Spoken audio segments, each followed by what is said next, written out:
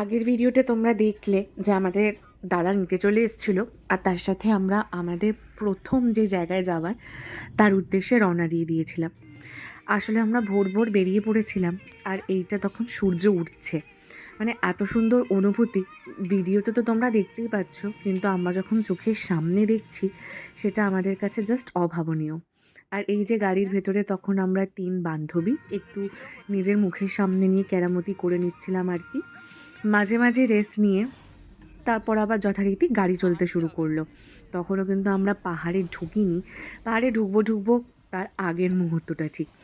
আর যতবারই পাহাড় যাই না কেন, পাহাড়ে ঢোকার আগের মুহূর্তটা মনের কাছে সবসময় ভীষণ রকমের এক্সাইটিং হয়। কিন্তু আবার সাথে সাথে মনে পড়ে যে ফেরার দিনও তো আসবে, আর সেটা হচ্ছে সব থেকে কষ্টের।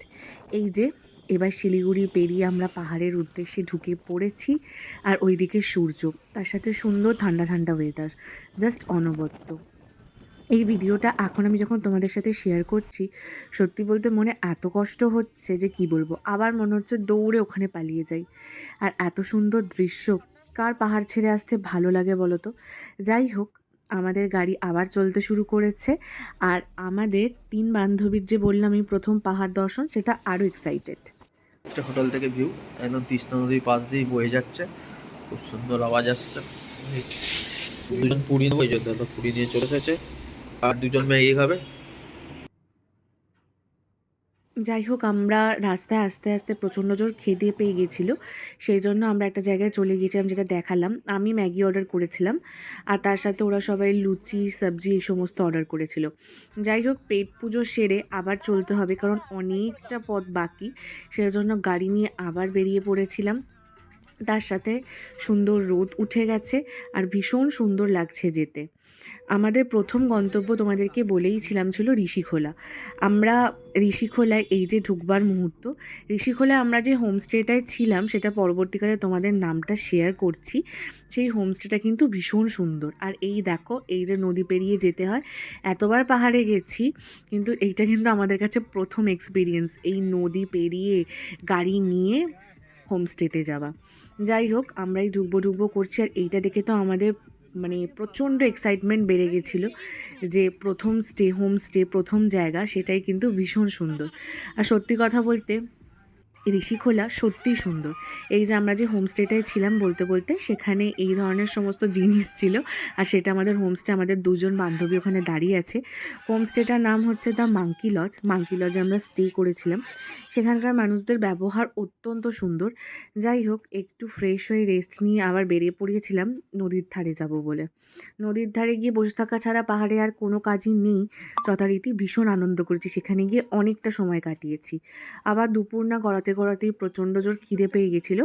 এটা ছিল মাঙ্কি লজের খাবার জায়গাটা, পরিপাটি করে বসার, দেখো কি সুন্দর। সেটারই একটু ভিডিও করে নিচ্ছিলাম আর কি, কেরামতি করে।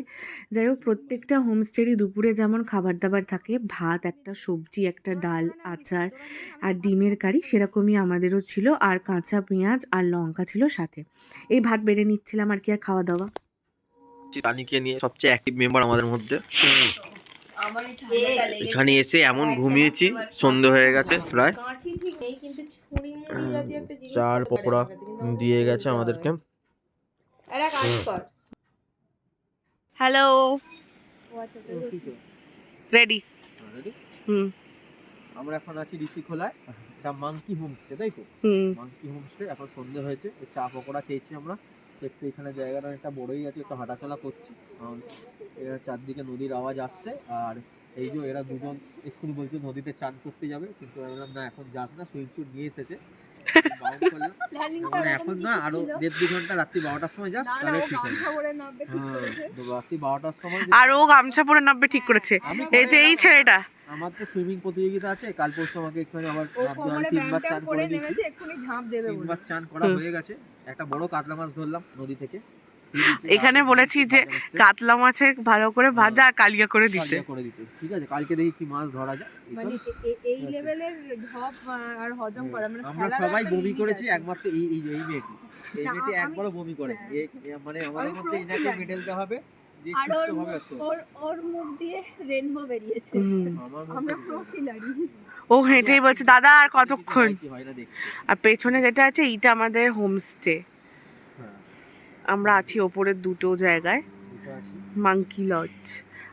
আর সামনে এটা একটা সিটিং এরিয়া আছে, আর ওইদিকে পুরো জল।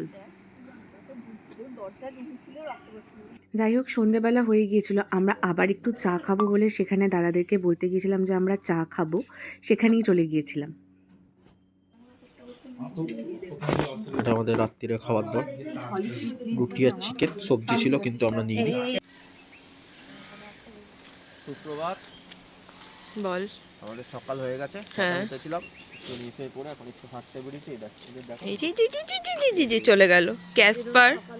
এদের অনেক আগে সকাল হয়ে গেছে আমাদের। হাঁসগুলোর তো কোনোদিনই রাত হয়নি। ওরা তবু আমাদের অ্যাটলিস্ট রাত্রিরে ঘুমাতে দিয়েছে। এখানে নদী পৃষ্ঠ মানে সেমই হলো কি হবে, ঠান্ডা বিশাল ভালো, রাত্রিরে ভালো ঠান্ডা, যা প্রচন্ড শিশির পড়ছে, বিশাল হাওয়া। টানি এই যে আমাদের স্নোম্যান, সরি এই অবস্থা, জুলুকে গিয়েও কি করবে। সিমেন্টের চাদর গায়ে আর একজন আসছে, ওটার নাম কি? ক্যাসপার। ক্যাসপার নেই জানাতে না আছে। ক্যাসপার বেটি, এটার নাম কি? এটার নাম ক্যাসপার। ক্যাসপার ক্যাসপার পাত্তা দেবে না। ক্যাসপার, হ্যাঁ এটাই ক্যাসপার। আর বেটি, বেটিকে ডাকলে এখনই বেটি নাচতে নাচতে চলে আসবে। সকালবেলার দিকে আমরা উঠে একটু হাঁটাহাঁটি করে চাটা খেয়ে 3 বন্ধুরা মিলে আর আমার বর মিলে প্রচুর ছবি তুলেছি, প্রচুর টাইম কাটিয়েছি। খুব ভালো সময় আমরা কিছু ভিডিও আর রিলস করে নিয়েছিলাম আর কি। এবার হয়ে গেছে, এবার বেরোনোর পালা। কিন্তু কোন রুমে ছিলাম সেটা দেখানো হয়নি, তো এই হচ্ছে আমাদের, এইখানটা দিয়ে দেখাচ্ছি। এই হচ্ছে আমাদের বারান্দা, এই রুমটাই ছিলাম। রুম টুরটা নোংরা হয়ে গেছে, কিন্তু কিছু করার নেই, ভুলেই গেছি রুম টুর দিতে। এই হচ্ছে রুম, এখান দিয়ে চারদিকে আছে। এটা ডবল বেড করে থাকা যাবে, 4 জন থাকা যাবে। আমরা 2 জন করেই ছিলাম সব। পাখাও আছে, এ আছে, এখানে বাথরুম আছে এই ইয়েতে। যাই হোক, হোমস্টে থেকে বেরিয়ে পড়েছিলাম। ঋষিখোলার গন্তব্য শেষ। ঋষিখোলার গন্তব্য শেষ পথে আমরা এবার সাইট সিন দেখতে দেখতে যাব। এটা হচ্ছে আমাদের প্রথম সাইট সিন, যেখানে অনেকটা পরিমাণ সিঁড়ি উঠতে হয় সত্যি কথা বলতে। আর এতটা সিঁড়ি উঠে তো মানে দম চড়ে যাওয়ার অভ্যাস, কিন্তু তখনই কিন্তু উঠে আমরা প্রথম কাঞ্চনজঙ্ঘার ঝলক দেখতে পেয়েছিলাম, যেটা মনকে এতটাই আনন্দ দিয়েছিল কি বলবো। এখন এসে গেছি আইরিতাল লেকে, যাওয়ার পথেই পড়ছে এটা। তো এই পুরো লেক একটা, এন্ট্রি ফিস 4 জনের নিল 70 টাকা। সেখান থেকে বেরিয়ে আমরা আমাদের নেক্সট গন্তব্য যাব, সেই জন্য এই রংপো মার্কেটে চলে এসেছিলাম। সেই সময় আমাদের বান্ধবীরা সব ওদিকে কেনাকাটি করছিল, আর গাড়ির কিছু মানে কাজ থাকে যেগুলো পাসের দরকার হয়, বা যেগুলো সাইন করাতে হয়, বা কিছু এরকম সামথিং ব্যাপার থাকে ডকুমেন্ট জমা দেওয়ার ট্যুরিস্টদের। সেখানে আমাদের দাদা তখন সেই কাজটাই করতে গিয়েছিল। সেই কাজটা করার শেষে এবার আমরা যে জায়গায় যাব, অর্থাৎ আমরা নেক্সট গন্তব্য হচ্ছে পদমচেন, সেই জায়গায় যাওয়ার আগে যতগুলো সাইট সিন দেখতে পাওয়া যায় দেখে নিচ্ছিলাম। তার মধ্যেই ওয়াটারফলসটা হচ্ছে আর একটা সাইট সিন। যাই হোক, ভীষণই সুন্দর। সেখানেও দাঁড়িয়ে কিছুক্ষণ আমরা ছবি টবি তুলে যথারীতি বেরিয়ে এসেছিলাম। কিন্তু শুধু কি বেরিয়ে আসলে হয়, প্রচণ্ড জোর খিদে পেয়ে গেছিলো। এখনোই মোমো দেখে প্রচণ্ড জোর খিদে পাচ্ছে। আর আমাদের বান্ধবীর মুখগুলো জাস্ট দেখো।